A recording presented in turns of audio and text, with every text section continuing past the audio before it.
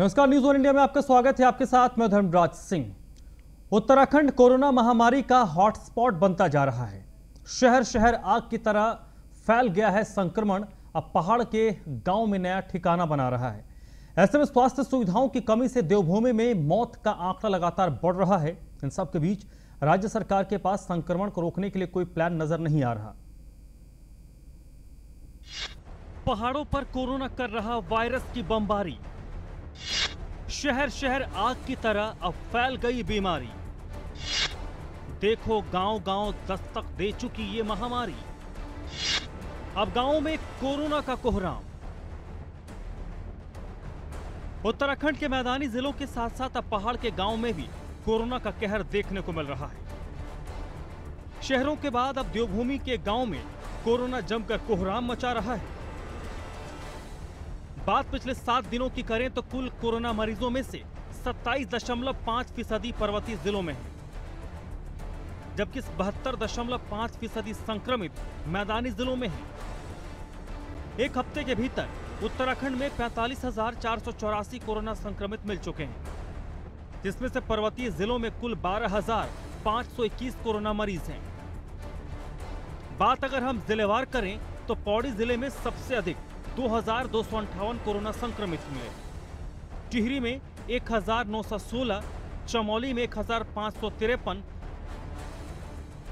उत्तरकाशी में 1,340, चंपावत में 1,305, अल्मोड़ा में 1,297, पिथौरागढ़ में 1,113, बागेश्वर में 875 और रुद्रप्रयाग में 864 संक्रमित मिले हैं। वहीं कोरोना की ग्लोबल हिट लिस्ट में राजधानी देहरादून नंबर 1 पर चल रहा है, जहां पिछले 2 दिन से 100 से अधिक मौतें संक्रमण से हुई हैं। वहीं उत्तराखंड के डीजीपी अशोक कुमार का कहना है कि कोविड कर्फ्यू के बाद भी कोरोना के केस लगातार बढ़ रहे हैं। ये चौंकाने वाला है। पिछली बार यंग लोगों को अफेक्ट नहीं कर रहा था, ज्यादातर बड़े लोगों में। इस बार यंग लोग भी पकड़ रहे हैं। तो ये जो स्ट्रेन है, इतना तो साइंटिफिकली हेल्थ वाले ही बता सकते हैं, पर इतना जरूर है कि बहुत ज़्यादा खतरनाक है, बहुत ज़्यादा स्प्रेड कर रहा है। तो इसलिए जो नंबर हमने उम्मीद लगाई थी कि भाई जो कर्फ्यू लगेगा तो उससे कम होंगे, कंट्रोल होंगे, तो अभी तक नहीं हो पाया है। तो ज़रूर यही कह सकते हैं भाई संक्रमण की दर बहुत ज़्यादा है। और कहीं ना कहीं ये भी है, मैं लोगों से भी अपील करूँगा कि इसके बावजूद, इतना कुछ होने के बावजूद, इतने ज़्यादा डेथ रेट होने के बावजूद भी कुछ लोग हैं जो अभी भी नहीं समझ। पहाड़ के गांव में फैलता कोरोना संक्रमण तीरथ सरकार के टेंशन बढ़ा रहा है। उत्तराखंड के हालात लगातार खराब हो रहे हैं। विपक्ष और जनता सरकार से पूर्ण लॉकडाउन की मांग कर रही है। राज्य के 10 से अधिक जिलों में कोरोना कर्फ्यू लागू है, लेकिन इसका असर दिखाई नहीं पड़ रहा। महामारी के प्रसार को रोकने के लिए उत्तराखंड के कैबिनेट मंत्री सुबोध उनियाल 10 मई को बड़ा फैसला होने की बात कह रहे हैं। सरकार लगातार स्थिति पर नजर रखे हुए है और बहुत गंभीरता के साथ इसको लेकर कई बार चर्चाएं भी हो रही हैं। और निसंदेह जिस तरह से कल 9,600 से ज़्यादा केसेज आए, ये बहुत ही, और पूरे देश के 15वें नंबर पर 15 स्थानों में देहरादून की उपस्थिति दर्ज हुई है। संक्रमण की दर को देखते हुए ये बहुत चिंता का विषय है। इस सबको देखते हुए सरकार बिल्कुल इस बारे में बहुत गंभीरता से विचार कर रही है कि कोई इसके सख्त से सख्त कदम उठाया जाए, ताकि इस चेन को तोड़ के लोगों के जीवन को बचाया जा सके। उत्तराखंड सरकार को पहाड़ों में संक्रमण की रोकथाम के लिए विशेष ध्यान देने की जरूरत है। इसलिए न्यूज़ वन इंडिया कह रहा है, अब पहाड़ों को बचाओ सरकार। Sudeep Jain, news one India. तो उत्तराखंड सरकार के लिए चिंता का सबब कोरोना के बढ़ते केस बनते जा रहे हैं। और चिंता इसलिए भी है क्योंकि उत्तराखंड एक छोटा सा राज्य है, पर्वतीय राज्य है। यहाँ पर देश के बाकी राज्यों या देश के दूसरे हिस्सों से अगर हम तुलना करें तो हेल्थ इंफ्रास्ट्रक्चर काफ़ी कम है। हेल्थ इंफ्रास्ट्रक्चर बहुत ख़राब स्थिति में है। ऐसे में अगर स्थिति उत्तराखंड की अगर हम बात करें हेल्थ इंफ्रास्ट्रक्चर की, शहरों की अलग है, और शहरों से भी अगर कंपेयर करेंगे तो ग्रामीण इलाकों में बिल्कुल स्थिति जीरो हो जाती है। और यहाँ पर 27.5% जो मामले हैं वो पर्वतीय इलाके यानी कि गांव में देखने को मिल रहे हैं। तो स्थिति को कैसे सरकार काबू करेगी, और इसके ऊपर डीजीपी का बयान ये भी काफी इंपॉर्टेंट है। इसी पे आज हम चर्चा करेंगे और इस चर्चा में मेरे साथ नवीन ठाकुर जुड़ रहे हैं, भारतीय जनता पार्टी के प्रवक्ता हैं। नवीन जी, बहुत बहुत स्वागत है आपका। संजय भट्ट हैं, आम आदमी पार्टी के प्रवक्ता। संजय जी, आपका भी बहुत बहुत शुक्रिया और स्वागत। और गरिमा दौसानी है, कांग्रेस पार्टी की प्रवक्ता। गरिमा जी, बहुत बहुत स्वागत है आपका। शुरुआत भारतीय जनता पार्टी के प्रवक्ता नवीन ठाकुर से।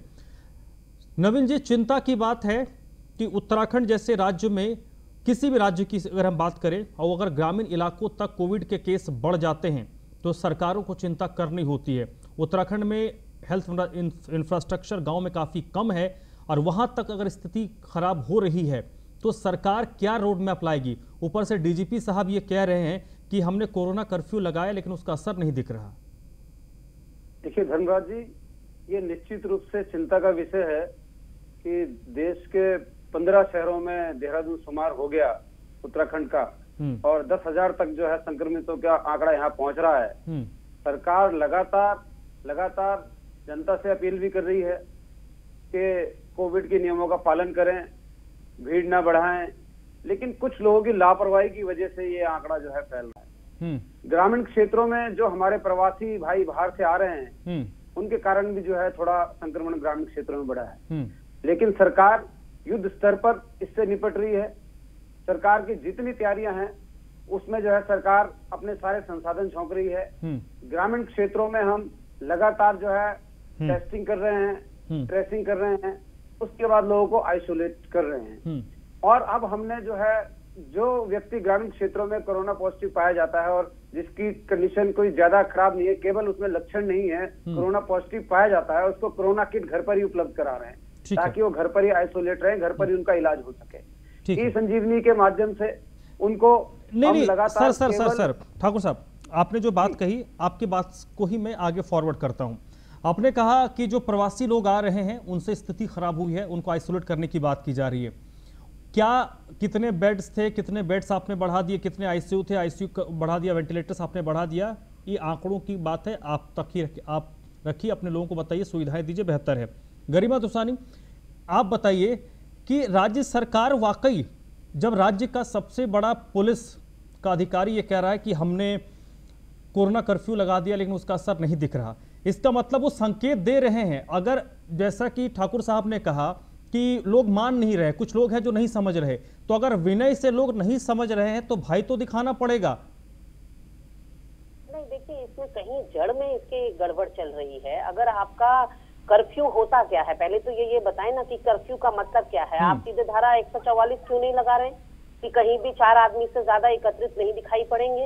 आप लॉकडाउन की तरफ क्यों नहीं विचार कर रहे हैं? अगर पिछले 10 दिन से आपने कर्फ्यू लगा रखा है, उसका असर आपको होते हुए नहीं दिखाई पड़ेगा, तो क्या आप प्लान बी की तरफ मूव नहीं करेंगे? क्या आपके पास कोई प्लान बी नहीं होना चाहिए अगर उसका असर नहीं दिख रहा है? लगातार संक्रमित मरीजों के आंकड़ों में इजाफा होना, लगातार मौत के आंकड़ों में इजाफा होना इस बात की तस्दीक करता है कि सरकार के द्वारा जो एफर्ट्स किए जा रहे हैं वो नाकाफी हैं। तो ऐसे में आपको डेफिनेटली एक ऑल्टरनेटिव सोच की ओर बढ़ना होगा। आपको एक एक्सपर्ट पैनल तैयार करना होगा, चाहे दलगत राजनीति से ऊपर तैयार करना होगा, जिन लोगों को इस मामले में अच्छी स्टडी है, अच्छी जानकारी है, या जो लोग मदद कर सकने की स्थिति में हैं, उनका आप एक्सपर्ट पैनल बनाइए और उनसे आउट ऑफ द बॉक्स कोई थिंकिंग लीजिए। क्योंकि ये जो पार्शियल आप कर्फ्यू लगा रहे हैं, आपने कह तो दिया कि कर्फ्यू का स्टेटस है, लेकिन अगर मैं देहरादून की बात आपको बताऊं तो यहाँ कर्फ्यू जैसे बिल्कुल हालात नहीं है। आप मोती बाजार, मच्छी बाजार, दिलाराम, गढ़ी कैंट, कहीं भी चले जाइए, आपको लोग बड़ी तादाद में दिखाई पड़ेंगे। तो उस कर्फ्यू को इम्प्लीमेंटेशन कराना किसकी जिम्मेदारी और जवाबदेही थी? केवल कह देने भर से, केवल घोषणा कर देने भर से कि कर्फ्यू है, वो उसको इम्पोज आप नहीं करेंगे जब तक, या सख्ती आप नहीं दिखाएंगे जब तक, तब तक कैसे चलेगा?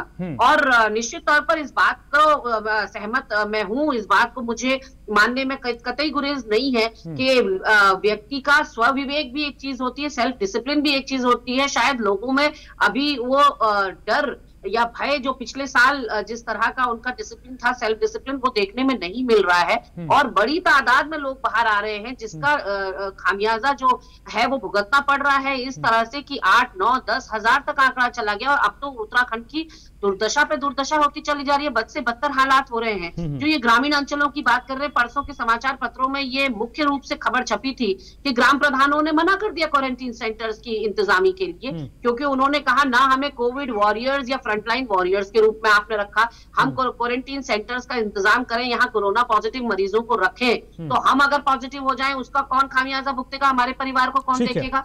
तो सरकार ने पिछले 1.5 साल में ग्राम प्रधानों की सुध नहीं ली, उनको सबसे पहले वैक्सीन लगवानी चाहिए थी। आज आपको ग्राम प्रधानों की याद आ गई क्योंकि आपको क्वारंटीन सेंटर्स बनाने हैं। और मेरा सवाल नवीन ठाकुर जी से यह है, जब हाई कोर्ट बार बार कह रहा है कि प्रवासी बंधु बड़ी संख्या में आने वाले हैं, अपेक्षा की जा रही है, अनुमानित है कि वो बड़ी संख्या में आएंगे, तो प्रवेश द्वार पर उनका ठीक है, ये भी एक पहलू है कि भाई आप बॉर्डर्स पर क्यों सख्ती नहीं कर रहे। ये एक सवाल है, मैं लूंगा। उससे पहले आम आदमी पार्टी के संजय भट्ट जी मेरे साथ जुड़े हुए। संजय जी, हमें तो शास्त्रों में पढ़ाया गया है कि अगर कोई विनय से नहीं मानता है तो आपको भय दिखाना पड़ेगा। ये चीज़ तो सब कोई मान सकता है कि कई लोग आज भी इस बात को गंभीरता से नहीं ले रहे कि कोविड से बचना है। जिनके घर में केस है वो तो समझ रहे हैं कि भाई इसकी गंभीरता क्या है, लेकिन जो अभी तक बचे हुए हैं वो इस मामले को गंभीरता से नहीं ले रहे। दूसरी बात कि सरकार को भी वो बात समझ नहीं आ रही कि हमें किस दिशा में आगे बढ़ना है। सरकार भी बड़ी पसोपेश में चल रही है संभवतः। जी बिल्कुल धनराज जी, जिस प्रकार से हालात हैं वो हालात बहुत ज्यादा गंभीर हैं, और ना तो ये जनता में से कुछ लोगों को समझ आ रहा है और ना ही माननीय मुख्यमंत्री जी को क्यों नहीं समझ आ रहा है, ये तो समझ से ही परे है। जब लगातार मंत्रीगण भी कह रहे हैं कि आप लॉकडाउन लगाइए और हार्ड कीजिए इसको, और साथ में जनता भी कह रही है और हम जैसे लोग भी कह रहे हैं, विपक्ष के दल भी कह रहे हैं कि आप कोरोना कर्फ्यू से आगे बढ़िए और प्लान बी पे विचार कीजिए, लॉकडाउन लगाइए, टाइट कीजिए।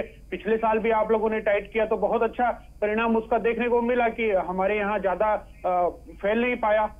लेकिन इस बार तो साफ साफ लग रहा है कि सरकार चाहती है कि जनता कम हो जाए, और लगातार आप अगर किसी भी देहरादून के आप किसी भी उस जगह चले जाएंगे जहां दाह संस्कार होता है तो वहां टोकन तक मिलने लगे हैं, यानी नंबर नहीं आ रहा है। ये जो आंकड़े दिखा रहे हैं ना कि 100 मरे देहरादून में, 3 दिन में 262 मरे देहरादून में, ये सरकारी अस्पताल के आंकड़े हैं।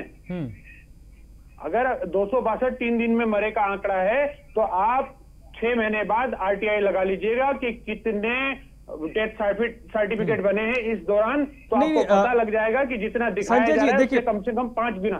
भट्ट साहब, मैं बहुत ज्यादा आंकड़ों पे नहीं जाता क्योंकि मुझे पता है कि सरकारें आंकड़े कैसे जारी करती है और आंकड़ों का क्या खेल होता है।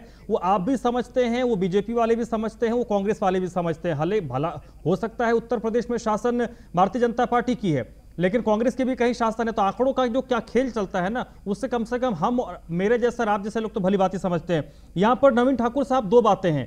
लॉकडाउन शब्द से क्यों मुख्यमंत्री भाग रहे, राज्य सरकार लॉकडाउन से क्यों उस पर नहीं जा रही, क्यों नहीं सोच रही? जीवन पहले है, फिर जीविका है, पहली चीज। दूसरी चीज, आप दूसरे राज्यों को क्यों नहीं देख रहे? उत्तर प्रदेश आपके बगल में है, उत्तर प्रदेश ने राज्य परिवहन की तमाम बसों को इंटरस्टेट ट्रैवल पर रोक लगा दिया गया, उत्तराखंड ने नहीं रोक लगाया। आप बॉर्डर्स पर क्यों नहीं सख्ती कर रहे ताकि जो लोग आ रहे हैं उनको वहीं पर क्वारंटीन सेंटर बनाया जाए या फिर उनके टेस्ट किया जाए, उनके रिपोर्ट्स कर दिया जाए कि भैया आप रिपोर्ट लेके आओ तभी आपकी एंट्री होगी? ऐसी कोशिशें क्यों नहीं हो रही है सर? और अगर हो रही है तो वो इंप्लीमेंट क्यों नहीं किया जा रहा? बॉर्डर पर सख्ती लगातार जारी है। आप आसरोड़ी चेक पोस्ट पर देख लीजिए, वहीं पर जो है PCR NT-PCR टेस्ट हो रहे हैं, वहाँ पर RTGN टेस्ट हो रहे हैं वहाँ पर, और जो लोग पॉजिटिव पाए जा रहे हैं उनको क्वारंटीन किया जा रहा है, और जिनके पास रिपोर्ट नहीं है उनको वापस भी भेजा जा रहा है, सख्ती की जा रही है। तो ये लोग गाँव कैसे पहुंच जा रहे हैं सर? लेकिन नहीं, देखिए जो लोग जो है वहाँ से नेगेटिव रिपोर्ट लेके आए हैं उनको तो जाने दिया जाएगा। नेगेटिव रिपोर्ट लेके आए हैं और फिर गांव में आके या रास्ते में कहीं संक्रमित हो जाते हैं, वो बात अलग है। और बिल्कुल नहीं, RT-PCR रिपोर्ट की जरूरत नहीं है। शायद आप अपडेटेड नहीं रहते नवीन Thakur ji. I am sorry to से, मैं खंडन कर रही हूँ धर्मराज जी, मैं खंडन कर रही हूँ इनकी इस बात का। यहाँ पर साफ ये बात समाचार पत्रों में आ चुकी है कि RT-PCR रिपोर्ट की जरूरत। सर अगर वो पॉजिटिव नहीं नवीन ठाकुर साहब, अगर वो पॉजिटिव बात कर रही है तो उसको सुन लीजिए, क्या जाता है? उन्होंने कहा कि आपने कहा कि RT-PCR टेस्ट लग रहा है, वो कह रही नहीं लग रहा।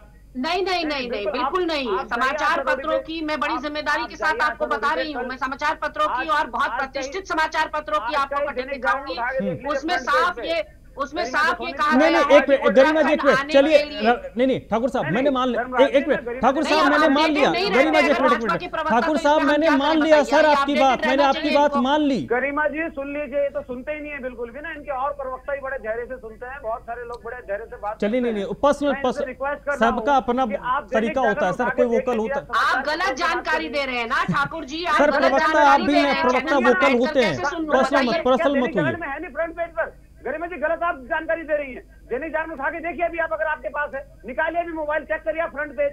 दैनिक जागरण ने स्पष्ट लिखा है कि आशा रोडी पर बहुत सख्ताई से जो है लोगों का चेकिंग हो रही है। सारे बॉर्डर्स पर चेकिंग हो रही है सर, सारे बॉर्डर्स पर।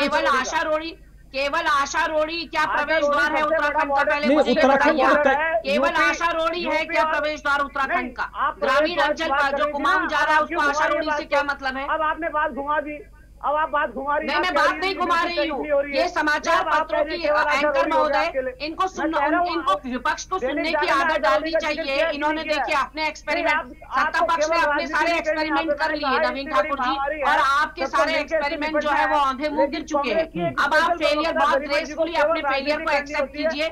मेरी बात सुनिए। एक मिनट गरिमा जी, गरिमा जी एक मिनट, गरिमा जी एक मिनट, गरिमा जी एक मिनट, एक मिनट ठाकुर साहब आप मुझे बताएं सर, एक मिनट कि आप गरिमा सोनी जी के सारे बयान उठा के देख लीजिए 5-7 दिन के, कोई एक भी सकारात्मक बयान इनका नहीं आता, केवल राजनीति इनको करनी होती है। जबकि इनके ठाकुर साहब राजनीतिक दल राजनीति नहीं करेगा तो एनजीओ खोल के बैठ जाए। ठाकुर साहब राजनीतिक दल, एक मिनट, राजनीतिक दल अगर राजनीति ना करे, सबको मिलकर इस महामारी से लड़ना है सर, सबको लड़ना है। अगर उस नहीं आपने कहा नहीं, आप बहुत सर एक मिनट, आप बहुत ज्यादा पर्सनल हो गया कि 5 दिन 7 दिन का उनका स्टेटमेंट निकालो नेगेटिव। हो सकता है उस नेगेटिव बात में उन्होंने कुछ पॉजिटिव बातें भी कही होंगी, उनको तो आप ग्रैब कीजिए। जनता के दर्द को, जनता के सर एक मिनट भट्ट साहब आ रहा हूँ सर, एक मिनट गरिमा जी एक मिनट, गरिमा जी एक मिनट, नवीन ठाकुर साहब आप मुझे ये बताइए, एक मिनट, आपके सत्तासीन नेताओं को, गरिमा जी एक मिनट, आप गरिमा, नवीन ठाकुर साहब, गरिमा दोसानी और कांग्रेस को भूल जाइए, आपके राज्य के डीजी बोल रहे हैं, डीजी पुलिस की बात को तो मानिएगा। बयानबाजियां करते रहे इस नाजुक दौर पर। धर्मराज जी जरा मैं गिनाती हूँ ना इनको, गरिमा दोसानी क्या नकारात्मक बातें करती है मैं बताती हूँ ना आपको, और हम सबको मैं बताती हूँ आपको ना, राजनीति कौन कर रही है मैं बताती हूँ आपको। तारीफ कर चुके हैं 3 दिन पहले, आपके काबीना मंत्री कहते हैं शमशान घाट में मूलभूत सुविधाओं का अकाल नहीं पड़ेगा। शमशान घाट में किसको चाहिए मूलभूत सुविधाएं भाई? सरकार जो ऑक्सीजन की मानसिक तरह से, पूरी तरह से आप लोग जो है दिवालिया हो चुके हैं। नहीं एक मिनट, आप दोनों शांत हो जाइए, आप दोनों शांत हो जाइए प्लीज। नवीन ठाकुर जी आप भी और गरिमा जी आप भी। ठाकुर साहब मुझे क्लियर आप ये बताने की कोशिश कीजिए कि लॉकडाउन से परहेज राज्य सरकार, अगर आपकी चीजें अगर बाहर जा रही है, योगी सरकार ने बगल में उत्तर प्रदेश, उन्होंने क्या किया, पहले वीकेंड कर्फ्यू लगाया, देखा वीकेंड कर्फ्यू से चीजें नहीं हो रही हैं तो उन्होंने उसको 2-3 दिन पहले उसको 2 दिन एक्सटेंड किया, फिर उसको फिर 2 दिन और एक्सटेंड कर दिया। अभी पता है पिछले 7-8 दिनों से यहां पर लॉकडाउन लगा हुआ है, तो ऐसे और लॉकडाउन के साथ सख्ती भी बरती जा रही है, तो आप उस रास्ते पर क्यों नहीं जा रहे? परिवहन विभाग की मैंने बात बताया, आपने ट्रेवल को क्यों नहीं रोका है? क्यों इंटरेस्टेड बसेस चल रही हैं? नहीं देखिए, हम भी बिल्कुल धीरे धीरे जो है शक्ति बढ़ा रहे हैं। कोशिश ये थी कि इससे हालात समझ जाए, क्योंकि लोगों को बड़ी दिक्कत सर नहीं समझ रहे सर, नहीं समझ रहे, अब तो गांव तक फैल गया। शादियों का भी जो है माहौल था, बहुत सारी चीजें थी। अगर एकदम से सख्ती कर देते हैं तब यही विपक्ष के लोग यहाँ पर बैठते हैं, सरकार सख्त कर रही है, अभी ये शादियों का चल रहा था, अभी बाहर से लोग आ रहे थे, उनको दिक्कत हो रही है। पिछली बार भी जब सख्ताई की गई तो कांग्रेस के प्रवक्ता यहाँ पे जो है चैनलों पर आके विरोध करने लगते हैं। मैं इसलिए कह रहा हूँ कि इनको सहयोग करना चाहिए। जब इनके वरिष्ठ नेता कह रहे हैं कि हमें कोरोना काल में मिलकर काम करना है, सरकार का साथ देना है, हमें ये सोचना है कि इस कोरोना काल से, इस कोरोना महामारी से सर ठीक है सर, भट्ट साहब ठीक है, ठाकुर साहब एक मिनट, भट्ट साहब ये मुझे बताइए, सहयोग करना और राजनीति करने का क्या डेफिनेशन हो सकता है? देखिए धनराज जी, जैसा अभी आपने सुना भी कि कांग्रेस की प्रवक्ता जी और भारतीय जनता पार्टी के प्रवक्ता जी दोनों आपस में लट्ठम लट्ठा कई तरह से उतर गए हैं। अगर पिछले 20 साल से उत्तराखंड में स्वास्थ्य की सेवाओं पर ध्यान दिया होता तो आज ये हालात ना होते। दूसरी बात यह है कि राजनीति करना और साथ देना, देखिए राजनीति तो करेगा ही राजनीतिक व्यक्ति, तो क्या करेगा, एनजीओ तो खोल के तो नहीं पड़ेगा बैठेगा, जैसे आपके शब्द हैं। आप ये देखिए ना, सरकार हमारी बात सुन कहाँ रही है। पूरा विपक्ष बोल रहा है लॉकडाउन लगाओ, लॉकडाउन लगाओ, लॉकडाउन लगाओ। सरकार कहाँ सुन रही है हमारी बात? जब आप हमारी बात ही नहीं सुनोगे तो हमें बोलना तो पड़ेगा ही नहीं भैया। जब हालात बद से बदतर हो गए हैं, कभी आपने सुना था कि 4000 केस देहरादून में? अरे पूरे उत्तराखंड में 500 केस आ जाते थे तो हमारे हाथ पांव फूल जाते थे। और आज हालत बद से बदतर हो गई। आप लॉकडाउन लगाइए, टाइट वाला लॉकडाउन लगाइए, लेकिन गरीबों और मजदूरों की मदद भी करनी पड़ेगी आपको, जो यहाँ उत्तराखंड में किराए पे रहते हैं या मजदूर हैं या गरीब हैं या प्राइवेट जॉब करते हैं या प्राइवेट काम करते हैं, उन लोगों की मदद भी आपको साथ साथ करनी पड़ेगी। मुझे लगता है कि उसी मदद के चक्कर से ये सरकार भाग रही है लॉकडाउन से। नहीं, और एक भट्ट साहब, और सबसे जब हम उत्तराखंड की बात करते हैं तो उत्तराखंड का मतलब सिर्फ देहरादून, हरिद्वार, नैनीताल ये शहर नहीं है। देहरादून उत्तराखंड की जब हम बात करते हैं तो उसमें पौड़ी भी है, उसमें चमोली भी है, उसमें उत्तरकाशी, हम पूरे बात। अब देखिए पौड़ी का जो फिगर है 2258 केसेस पिछले 24 घंटे में रिपोर्ट किए गए हैं। ये तो बड़ी भयावह स्थिति है सर गांव की। जी देखिए, वो पौड़ी का जो आप कह रहे हैं वो पौड़ी के हालात भी बहुत बदतर हैं। पौड़ी क्या, चमोली क्या, उत्तरकाशी क्या, टिहरी क्या, अल्मोड़ा क्या, बागेश्वर क्या, पहाड़ के जितने भी आप जिलों की बात करेंगे, कुमाऊं से लेके और गढ़वाल तक, सबके हालात खराब हैं। पौड़ी में थोड़े ज्यादा इसलिए क्योंकि कोटद्वार वाला क्षेत्र जो है उसकी वजह से भी पौड़ी में ज्यादा माने जा सकते हैं, लेकिन वैसे भी पहाड़ के हालात बद से बदतर हो गए हैं। और जो ये लोग कॉपी पेस्ट कर लेते हैं ना सरकारें, उत्तराखंड की सरकार ने देखा, दिल्ली की सरकार ने रात का कर्फ्यू लगा दिया तो उत्तराखंड की सरकार ने भी रात का कर्फ्यू लगा दिया। अरे भैया, पहाड़ पे रात को निकलता कौन है? इमरजेंसी में गाड़ी चलती है पहाड़ पे रात में, जिसको बहुत ज्यादा जरूरी है। गरिमा जी कुछ कह रहे हैं, गरिमा जी प्लीज। व्यक्तिगत लांछन ठाकुर जी ने लगाया कि मेरे सारे बयान जो है नकारात्मक होते हैं। ठाकुर जी मैंने उसको काट दिया था, मैंने उसको डिनाई कर दिया कि पर्सनल चीजें नहीं। आपके जो है कांग्रेस प्रवक्ता के तौर पर बयान है, तो कांग्रेस प्रवक्ता के तौर पर ही मैंने कहा नहीं, प्रवक्ता के तौर पर सुन लीजिए ना। प्रवक्ता, अब नवीन जी मेरा करबद्ध निवेदन है, आप छोटे भाई हैं, जरा सुन तो लीजिए। ठीक है। हाँ, मैंने एक आपके मुख्यमंत्री जी को और आपकी भाजपा को टैग करते हुए मैंने सारे आंकड़े सिलसिलेवार दिए थे कि कितनी स्वास्थ्य विभाग में कमी है, लैब टेक्नीशियंस की, फार्मासिस्ट की, नर्सिंग असिस्टेंट्स की। आपने क्या किया उसके लिए? ये मेरा सकारात्मक सुझाव नहीं था कि स्टाफ की कमी को दूर कीजिए? क्या ये मेरा सकारात्मक सुझाव नहीं था कि मुख्यमंत्री जी आप सेना की मदद लीजिए? हरक सिंह रावत जी ने पेशकश की, मैंने उसको सेकंड किया। मैंने कहा बिल्कुल, सैनिक जो है ईमानदार होते हैं, वेल मैनेज्ड होते हैं, अनुशासित होते हैं, कालाबाजारी पर भी रोक लगेगी और मैनेजमेंट भी अच्छा होगा। आपको कुमाऊं रेजिमेंटल सेंटर और गढ़वाल राइफल्स की इस समय सहायता लेनी चाहिए क्योंकि स्टाफ का टोटा हो रहा है। आप जगह जगह 100 बेड 150 बेड के अस्पताल तो खोल दे रहे हैं, स्टाफ कहां से लाएंगे? नर्सिंग स्टाफ कहां से लाएंगे? वार्ड बॉय कहां से लाएंगे? सफाई कर्मचारी कहां से लाएंगे? डॉक्टर कहां से लाएंगे? हवा में तीर उड़ाना बहुत अलग बात है कि 150 अस्पताल यहाँ खोल दिया, 150 बेड का यहाँ, 100 बेड का यहाँ। स्टाफ कहाँ है आपके पास? स्टाफ पहले भी नाकाफी था और किस बात पर आपकी पीठ थपथपाई जाए वो एक क्राइटेरिया मुझे बता दीजिए कि आपने क्या चीज बेहतर करी है पिछले 40 दिन में जिसके ऊपर विपक्ष आपकी पीठ थपथपाए। एक कारण तो दीजिए। चलिए ठीक है, गरिमा जी जवाब ले लेते हैं। ठीक है, जवाब ले लेते हैं। नवीन ठाकुर साहब बताइए, पिछले 40 दिन पिछले एक महीने में क्या कुछ ऐसा काम आपने कर दिया जिसको लेकर विपक्ष आपको सराहा है? ये उनका सवाल है। जी, मेरा कर्मबद्ध निवेदन है, बीच में गरिमा जी ना बोले क्योंकि नहीं बोलेंगे, पुराना रिकॉर्ड है, नहीं बोलेंगे। चलिए आप जवाब दीजिए, जल्दी कंप्लीट कीजिएगा सर, जल्दी। नहीं गरिमा जी सुन लीजिए। अरे आपत्तिजनक कुछ नहीं कहेंगे, आप सुन लीजिए। ठाकुर साहब जल्दी से, सर मेरा टाइम खत्म हो रहा है सर, तेरा टाइम खत्म हो रहा है, जल्दी से नवीन ठाकुर। अरे मैडम गरिमा जी एक मिनट, उनको बोलने दीजिए, फिर समय खत्म हो जाएगा। अरे वक्त खत्म हो जाएगा, जवाब नहीं देंगे। ठीक है बोलिए जल्दी सर, पृष्ठभूमि मत बनाइए, जल्दी से। आरो भट्ट साहब जल्दी, आ रहा है ठाकुर साहब जल्दी। कांग्रेस की प्रवक्ता जब कांग्रेस इस प्रदेश को छोड़ के गई थी तो जो आईसीयू जो बेड थे वो 216 थे। आज जो है सर किसने क्या किया उस पर मत जाइए, 40 दिन की रिपोर्ट बताइए, 40 दिन में कोई बड़ा एक्शन लिया? सबसे बड़ी बात, आर्मी का अपना हेल्थ इंफ्रास्ट्रक्चर होता है, आर्मी के हेल्थ इंफ्रास्ट्रक्चर का इस्तेमाल क्यों नहीं किया गया? 2 अस्पताल तैयार हो रहे हैं, पिछले 15 दिन में 2 अस्पताल जो है 500 बेड पे तैयार हो चुके हैं, अगले 1 हफ्ते में काम पे आ जाएंगे। सर तब तक तो मोर्टालिटी, सर जो लोग मर गए फिर उनका क्या? जो लोग जिनकी मृत्यु हो गई उनका क्या? जिन्हें आप 1 महीने के बाद 1000 बेड का अस्पताल बना दीजिएगा, ठीक है, लेकिन जिनकी डेथ हो गई उनका क्या? चलिए भट्ट साहब जल्दी से कंप्लीट कर लीजिए सर, 30 सेकंड है। देखिए धर्मराज जी, दीदी को सुनना चाहिए। इन्होंने कहा कि स्टाफ ये लोग हल्लारोली करते रहते हैं, हल्लारोली करते रहते हैं, उसी प्रकार से ये लोग सरकार भी चलाते हैं। उत्तराखंड को आज जरूरत है सही दिशा देने वाले मुख्यमंत्री की। मुख्यमंत्री जी क्यों नहीं एक स्वास्थ्य मंत्री रखते हैं उत्तराखंड में जो सिर्फ स्वास्थ्य देखेगा? क्यों नहीं एक स्वास्थ्य सचिव रखते हैं जो सिर्फ और सिर्फ स्वास्थ्य? चलिए, ये आपकी बिल्कुल ये आपकी मांग हो सकती है कि एक स्वास्थ्य मंत्री हो, लेकिन मेरा व्यक्तिगत तौर पर यह मानना है कि अगर मुख्यमंत्री अगर देख रहे हैं स्वास्थ्य मंत्रालय, राजनीति तो कुछ हो नहीं रही है अभी, सिर्फ सारे मंत्रियों को एक ही काम होगा, स्वास्थ्य विभाग देखना। सारे मंत्री स्वास्थ्य विभाग को देखें। और सबसे बड़ी बात कि उत्तराखंड के सामने जो आपदा जैसी स्थिति है, इस आपदा की स्थिति से सरकार निपटे, विपक्ष उसमें सहयोग करे, और सबसे बड़ी बात पहाड़ को गांव से के जो गांव हैं उनको इस कोरोना के काल में बचाइए, क्योंकि गांव तक अगर ये विस्फोट हुआ बड़ा मुश्किल होगा। आंकड़े आपके पास नहीं आएंगे। आप तीनों का बहुत बहुत शुक्रिया, नवीन ठाकुर साहब, संजय भट्ट साहब और गरिमा दोसानी जी, इस चर्चा मेरे साथ जुड़ने के लिए। तो आज की इस बड़ी बहस में बस इतना ही।